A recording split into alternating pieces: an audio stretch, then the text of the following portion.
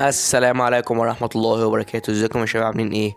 في الفيديو ده احنا هنبني اكبر نموذج للكعبة بني في تاريخ ماينكرافت. وده احنا بعد ما عملنا الهيكل هيبقى 50 بلوكية في 50 بلوكية. هنستخدم البلاك كونكريت وهنطلع بيهم 30 بلوكية لفوق، وهنقفلها كلها من الجناب. خليكم معانا. وده بعد ما بلينا اول واجهة، فاضل 3 اوجه. يا ريت وانتوا بتتفرجوا كده ومستمتعين، يا ريت تنزلوا تعملوا اشتراك في القناة وتفعلوا زر الجرس عشان الحاجات دي بتفرق معايا جدا. ولو برضو في فيديوهات حلوة كتير انا عملتها. هنقفل بس السقف الاول بالبلوك اوف كوارتز، دي اخر بلوكاتين في السقف. هنعمل بقى باقي الحوائط، خليكم معانا.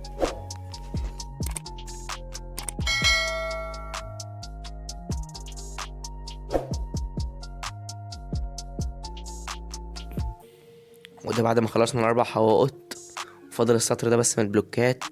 انتوا شايفينها مجرد ثواني معدودة، لكن في الحقيقة يعني المباني دي اللي انا بنيتها خدت مني اكتر من حوالي 3 ساعات وزيادة عشان ابني الهيكل الصغير، يعني اللي هو مجرد هيكل بس من غير تفاصيل.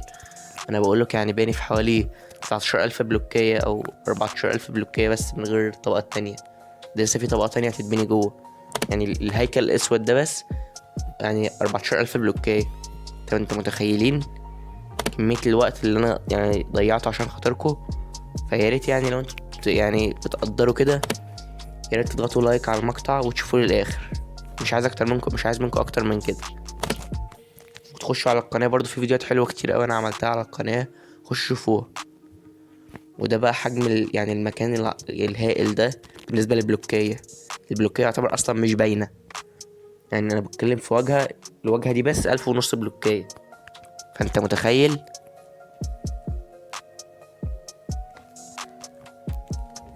خليكم معانا.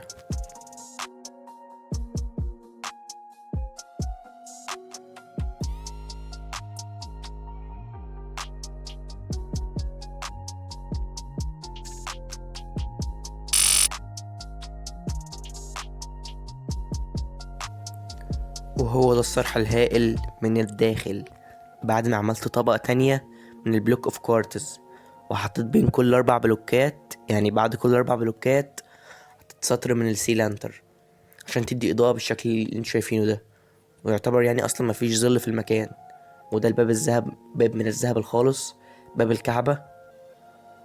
وده الباب اللي هو الأساسي، يعني اللي هو الباب اللي أنا عملته عشان نعرف نخش للداخل بس. وده من الخارج لسه مفيش تفاصيل، لسه في تفاصيل أكتر وأكتر.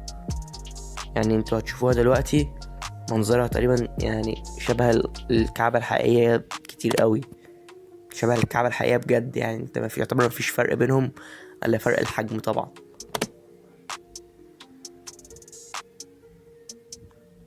ايوه، ده كده يعتبر خلاص تقريبا كل التفاصيل من بره، الباب والستارة بتاعة الباب. ويعني الحاجات دي المفروض يبقى مكتوب عليها كلام، هكتبه دلوقتي، هكتبه وهبقى ارجع لكم. شكلها يعني شبه الحقيقية جدا. انت يعتبر يعني، وفيها الاركان من تحت والحجر الاسود والجوانب.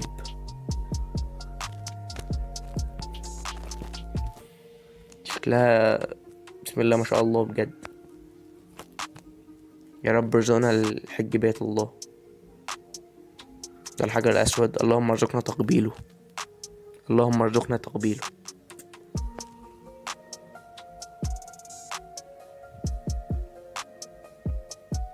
بجد حاجة عظمة جدا.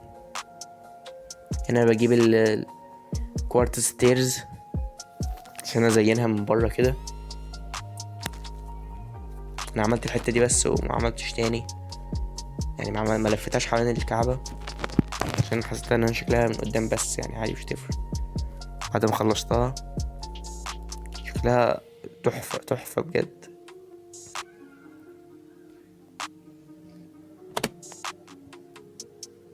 ده بقى الكلام، يعتبر كلام، هو مش كلام اصلا، مش هو ده، بس هو يعتبر زي الكلام كده. الناحية دي انا ما عملتهاش، حطيت عليها السطر الابيض وما حطيتش عليها اللي هي الفنس استخدمت انا الفنس الغامق. هي اي حد ممكن يبنيها يعني، مش محتاجة حاجة، بس هي مش صعبة، هي بس يعني محتاجة مجهود بس مش اكتر.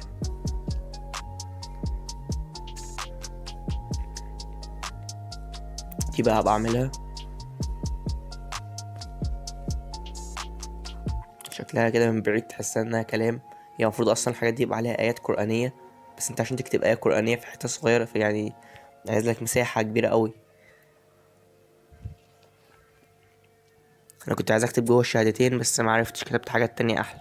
ده الحجر الاسود، ودي الملتزم. ده بقى من الداخل بعد ما يعتبر خلصت التفاصيل. دي الاعمدة. الله، هذه كلمة الله.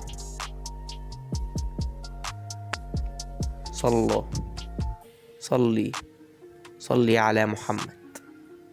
اللهم صل وسلم وزد وبارك على أشرف الأنبياء محمد صلى الله عليه وسلم. لا إله إلا الله، لا إله إلا الله. وبس كده يبقى الفيديو بتاعنا خلص. لو عجبك الفيديو مش تنسى تشترك في القناة وتفعل زر الجرس عشان يوصلك فيديوهاتنا أول بأول. والسلام عليكم ورحمة الله وبركاته.